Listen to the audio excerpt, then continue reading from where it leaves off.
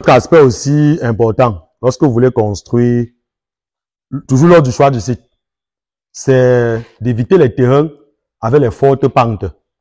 On se comprend, non? D'éviter les terrains avec fortes pentes. Quand vous voyez peut-être le terrain ici, comment? C'est plat. On se comprend. Ça veut dire que ça permet que lorsque vous construisez, vous ne dépensez pas au niveau du remblage ou du mur de soutènement. On se comprend. Parce que j'ai travaillé avec un monsieur de la diaspora. Il est resté en Europe, il a acheté son terrain ici avec ses frères, tout ça là. Il m'appelle que je peux voir mon terrain. Je suis arrivé là-bas que les gens achetaient un terrain comme ça là. Donc, la pente vient comme ça, ça finit ici, ça remonte encore comme ça. Toi-même, quand tu arrives là-bas, tu vas construire comment? Et étant donné qu'il avait déjà acheté le terrain, qu'est-ce qu'il fallait faire? Il ne pouvait pas jeter. Il voulait à tout prix faire la ferme. La seule possibilité, c'était faire quoi? Faire venir l'engin. On se comprend? On a dépensé 2 millions.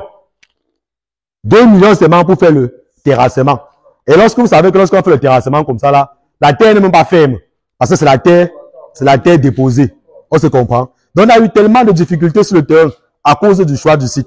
Parce que il ne nous a pas contactés sur le choix du site. C'est au niveau de l'accessibilité. Hier, j'ai mis sur mon statut que j'ai fait 70 km pour arriver sur le choix d'un site, pour arriver sur le choix du site d'un apprenant. Demande que tu viennes comme ça. J'ai fait 70 km pour arriver sur le choix, pour arriver sur le site d'un apprenant. J'ai payé la moto 10 000 allées. Donc tu arrives comme ça, la voiture n'arrive pas là-bas. Il n'y a que certains Berzikinais qui arrivent dans la zone. On se comprend? Donc il n'y a que les Berzikinais qui arrivent dans la zone. La voiture n'arrive pas. Parce qu'il y a tellement de ponts en route. Imagine maintenant que il n'avait même pas plu. C'est tellement difficile pour arriver comme ça. Vous voyez que si tu as lancé la production, ta production va seulement pourrir là-bas au champ. À défaut, toi-même, tu portes, tu pars en ville vendre. Ça veut dire que le choix du site est très important. C'est ce qu'on appelle l'accessibilité. Ton terrain que tu choisis doit être accessible en saison sèche comme en saison pluvieuse. On se comprend bien. Donc, n'est pas la qualité, c'est seulement en saison sèche que tu dois produire. Tu dois produire en saison sèche et en saison pluvieuse. Et généralement, il faudrait prendre un terrain que la voiture peut arriver sur ton terrain. Je n'ai pas dit les pick-up. Pick-up comme petite voiture. Il faudrait que si tu as un LAT26, que ça puisse garer sur le terrain. On se comprend, non? Voilà. Donc, l'accessibilité est très importante. L'accessibilité est très importante. C'est pas parce qu'on a dit que tu dois éloigner ta ferme, que tu vas porter ta ferme partie loin au fond déposé. Ça peut encore marcher au cas où tu as suffisamment de moyens. Parce que si tu as suffisamment de moyens, même sur notre planète, tu peux produire. Parce que généralement, ceux qui ont suffisamment de moyens, comme peut-être chez votre boss, lui, il a son argent. Lui, il est parti, il a acheté sa plantation, presque 200 hectares. Il a acheté sa plantation, j'ai visité le terrain. Il a acheté sa plantation, presque 200 hectares. Il m'a appelé, je suis parti là-bas. Lorsque je suis arrivé, il a dit que non, boss, vraiment. Parce que je suis arrivé là-bas, j'ai tapé 3 km à pied. La moto ne partait même pas là-bas. J'ai tapé 3 km à pied comme ça, aller et retour. Lorsque je suis arrivé, j'ai vu le terrain. J'ai vu comment on a déjà investi, on a mis les bananiers planteurs, les palmiers. J'ai dit que non, vraiment, boss, il faut faire la route si tu veux faire l'élevage. Il a appelé l'engin. L'engin a tout tracé. Lorsque l'engin trace comme ça, maintenant, quand tu veux partir, tu prends ta moto ou tu prends ta voiture, ça te laisse sur le site.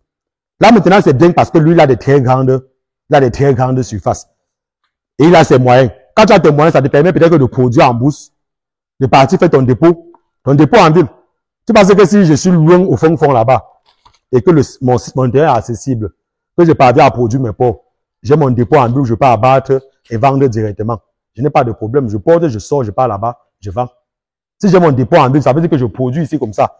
J'entre avec ma voiture, je porte les poulets, je pars au dépôt, je dépose. Donc ça, c'est la seule possibilité si vous voulez prendre les terrains éloignés. À défaut, vous aurez beaucoup de problèmes avec les acheteurs. Un autre aspect aussi important, si vous voulez acheter le terrain ou construire votre ferme, c'est au niveau de la communication. Donc, on parle de communication, on voit un peu plus le réseau. On se comprend, plus le réseau. Lorsqu'il y a le réseau, c'est facile. Ça permet au boss qui a envie de recevoir les rapports au quotidien. Ça veut dire qu'il y a un problème à la ferme, on écrit. Quand il y a un problème à la ferme, on écrit, on signale. Dernièrement, vous avez vu la catastrophe ici. Dès que je me suis dit, vous m'avez appelé. Quand aujourd'hui tu prends le médicament ou tu prends disposition, tu entres directement avec les médicaments. Si maintenant, c'est la qualité que pour appeler le boss, il faut faire 10 km ou il faut attendre le jour du marché pour transmettre la nouvelle. C'est grave. Un jour, il va quitter, il va venir que tout est mort. Il n'a pas l'information. Alors que l'élevage demande un suivi au quotidien. Ça veut dire qu'il y a un problème. On signale directement. Parce que les animaux sont capables de vous surprendre à toute heure. On se comprend, non? À toute heure. Donc, c'est très important d'avoir le réseau dans votre ferme. Pour ceux qui n'ont pas le réseau, moi, je les conseille de mettre les satellites. Parce qu'il y a les satellites on installe dans les fermes. Ça veut dire qu'il vient, il prend une parabole, il met la parabole. Ça fonctionne avec le Wi-Fi. Ça veut dire que même si tu es en Europe, n'importe le pays où tu es, l'employé, lui, il se connecte tout simplement. Vous travaillez avec le Wi-Fi. On se comprend. Vous travaillez avec le Wi-Fi. Il fait la vidéo, il t'envoie, il fait le rapport, il t'envoie. Tu es tranquille. Là, tu as au moins ces informations de ta ferme. Et ça te permet aussi de mettre même les caméras de surveillance. Là, quand tu restes, tu contrôles. On se comprend, non? Voilà.